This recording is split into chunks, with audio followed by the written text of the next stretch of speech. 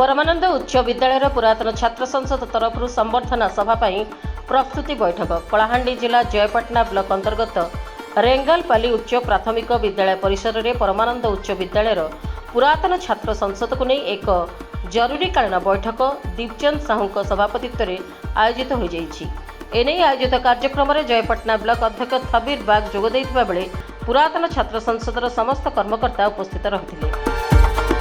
ଏହି ସଭାରେ ପୁରାତନ ଛାତ୍ର ସଂସଦର କାର୍ଯ୍ୟକାରୀ କମିଟିକୁ ଭଙ୍ଗ କରାଯାଇ ନୂତନ କମିଟି ଗଠନ କରାଯାଇଥିଲା।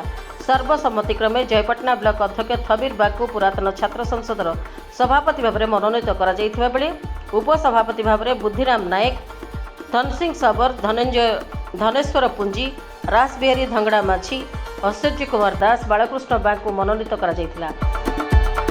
सेहिभଳି साधारण संपादक भाव में उमाशंकर दीप, सह संपादक भाव में हिमांशु नायक, कोषाध्यक्ष भाव चिन्मय प्रधानी, सह कोषाध्यक्ष भाव डिंगर बाग, उपदेष्टा मंडलीर मुख्य उपदेष्टा भाव में संतोष कुमार नायक, दीपचंद साहू, हिमांचल राउत, देवाशीष दास, हरप्रसाद बाग, उद्धव बाग, मलय प्रधानी प्रमुखों को सभ्य भाव में मनोनीत करा।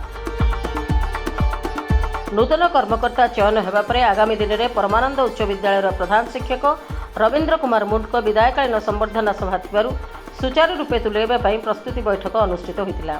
सभाटी को बुद्धिराम नायक परिचालना करथिबा बेले दीपचंद साहू धन्यवाद अर्पण करथिले।